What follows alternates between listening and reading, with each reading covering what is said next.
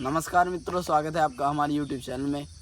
जैसे कि हमने आपको आध्यात्मिक कहानियाँ बहुत सारी सुनाई हैं, वैसे ही आज भगवान के एक भक्त जिनका नाम रामदास है, उनकी भी कहानी सुनाने जा रहे हैं। भगवान के एक भक्त होते हैं रामदास, जो कि वृंदावन से 7 कोस दूर डाकोर नाम के स्थान पर रहते हैं। वो नित्य भगवान का कीर्तन, भजन, सत्संग करते हैं और वो वृद्ध होते हैं। और क्या करते हैं, रोज़ जब सुबह उठते हैं तो वो वृंदावन जाके भगवान के दर्शन करते हैं। 7 कोस की यात्रा करने के बाद भगवान के दर्शन करते हैं और फिर घर आ जाते हैं। घर आके फिर वही भक्ति सत्संग करते हैं। इस प्रकार से रोज़ भगवान के धाम में जाते हैं। भगवान को अपने भक्त का 7 कोस की यात्रा करना बहुत ही कष्टदायी लगता है, इसलिए वो उनसे कहते हैं कि तुम 7 कोस पैदल यात्रा करके मेरे लिए मत आया करो, तुम तो वृद्ध हो गए हो और मुझे तुम्हारा इस प्रकार आना जाना अच्छा नहीं लगता, क्योंकि मुझे बहुत कष्ट होता है। परंतु जब ये बातें श्री रामदास सुनते हैं तो वो और प्रसन्न हो जाते हैं और उत्साह से भगवान का कीर्तन भजन करने लगते हैं और यात्रा करने लगते हैं।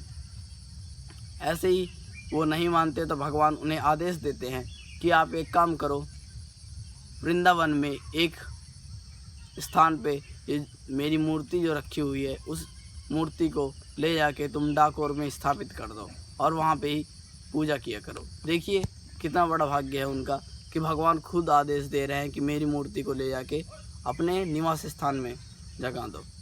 इस प्रकार से वो कहते हैं कि आप एक बैलगाड़ी लेके आइए, शाम के समय वृंदावन से मेरी मूर्ति को ले जाइए।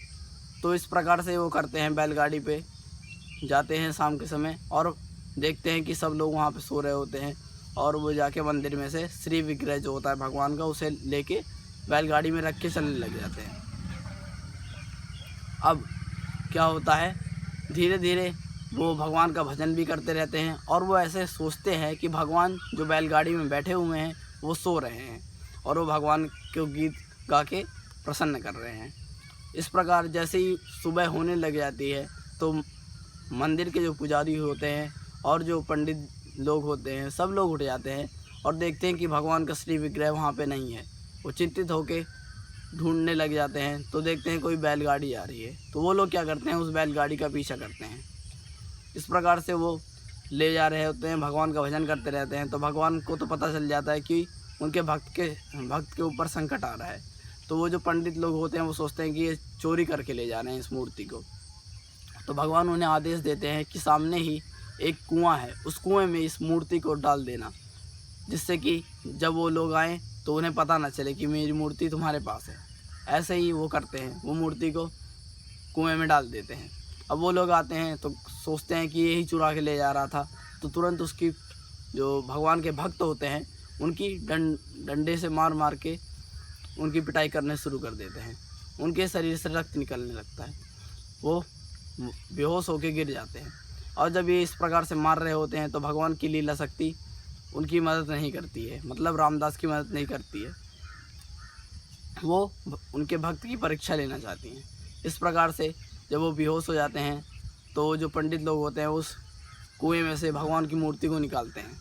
अब जब निकालते हैं उस मूर्ति को तो वो देखते हैं कि भगवान के शरीर पर रक्त की बूंदें पड़ी हुई हैं और पूरा जो कुएं का जल है वो रक्त से भर गया है।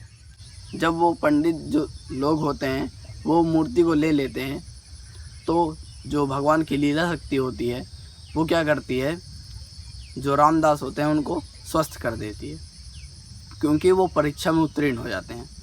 उसके बाद श्री विग्रह में से एक आवाज़ आती है कि मेरे भक्त को मेरी मूर्ति वापस लौटा दो, इसके बदले में अगर तुम्हें कुछ धन चाहिए तो मेरे भक्त से ले लो। परंतु वो जो भगवान के भक्त होते हैं रामदास, वो तो बहुत ही ज़्यादा निर्धन होते हैं। वो अपने गांव के समीप पहुंच जाते हैं तो वो क्या करते हैं, वो इसलिए घर में जाते हैं तो धन की व्यवस्था करने के लिए अपनी पत्नी से कहते हैं।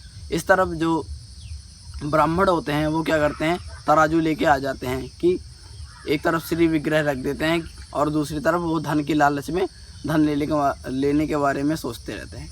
तो वो अपनी पत्नी के पास जाके कहते हैं कि आप अपने कुंडल दे दीजिए। वो कुंडल लेके जैसे ही दूसरी तरफ तराजू की दूसरी तरफ रखता है तो मूर्ति, वो कुंडल का भार ज़्यादा हो जाता है और मूर्ति का भार कम हो जाता है।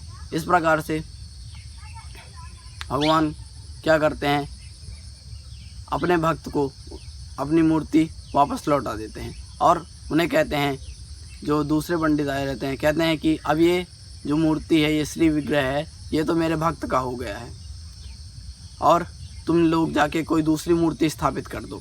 और जो 2 कुंडल में ही भगवान की मूर्ति का भार हल्का हो गया, तो उनकी लालच के लिए भगवान ने इस प्रकार से किया था।